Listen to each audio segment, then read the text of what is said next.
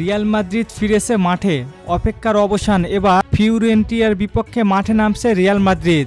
নতুন মৌসুমে শুরুর আগে মাঠে নামছে ইউরোপের সবচেয়ে সফল ক্লাব রিয়াল মাদ্রিদ। প্রতিপক্ষ ইতালির শক্তিশালী ক্লাব ফিওরেন্টিনা। যদিও এটি একটি প্রীতি ম্যাচ, কিন্তু মাঠের লড়াইয়ে কোনো প্রীতি ম্যাচ থাকবে না। এই ম্যাচ কেন এত উত্তেজনা জানেন? কারণ নতুন মৌসুমের আগে এটা এমন একটি ম্যাচ যেখানে প্রথমবারের মতো দেখা যাবে রিয়াল মাদ্রিদের নতুন পরিকল্পনা।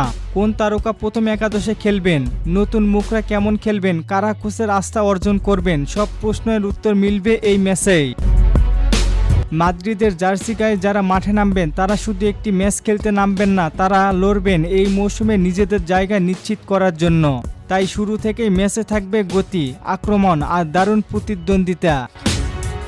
অন্যদিকে ফিওরেন্টিনাও কোনো সহজ প্রতিপক্ষ নয়। ইতালিয়ান এই দলটি বড় বড় ক্লাবকে চমক দেখানোর ক্ষমতা রাখে। তাই রিয়াল মাদ্রিদ যদি একটু খারাপ খেলে তাহলে ম্যাচ কঠিন হয়ে যেতে পারে। মনে রাখবেন, এটি শুধু একটি প্রীতি ম্যাচ নয়, এই ম্যাচ থেকেই শুরু হবে নতুন মৌসুমের গল্প।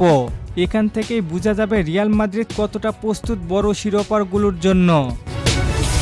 তাই যদি আপনি একজন সত্যিকারের রিয়াল মাদ্রিদের সমর্থন হন তাহলে এই ম্যাচ কোনোভাবেই মিস করবেন না।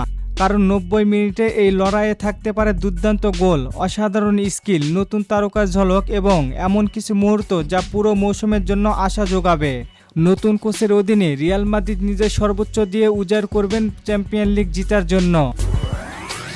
মরিনহোর অধীনে অনেক প্লেয়ারকে সাইনিং করিয়েছে রিয়াল মাদ্রিদ বনাম ফিওরেন্টিনার ম্যাচের সময়সূচি। আগামী মাসের 1 তারিখে শনিবার বাংলাদেশ সময় রাত 10টায় মুখোমুখি হচ্ছে দুই দল। এখন আপনাদের কাছে একটি প্রশ্ন, আপনার মতে ফিওরেন্টিনার বিপক্ষে রিয়াল মাদ্রিদ কত গোলে জিততে পারে? জানিয়ে দিন আপনার মূল্যবান মতামত। আর ফুটবলকে নিয়ে নতুন কোনো প্রশ্ন থাকলে করতে পারেন, পরবর্তী ভিডিওতে রিপ্লাই করব। ধন্যবাদ।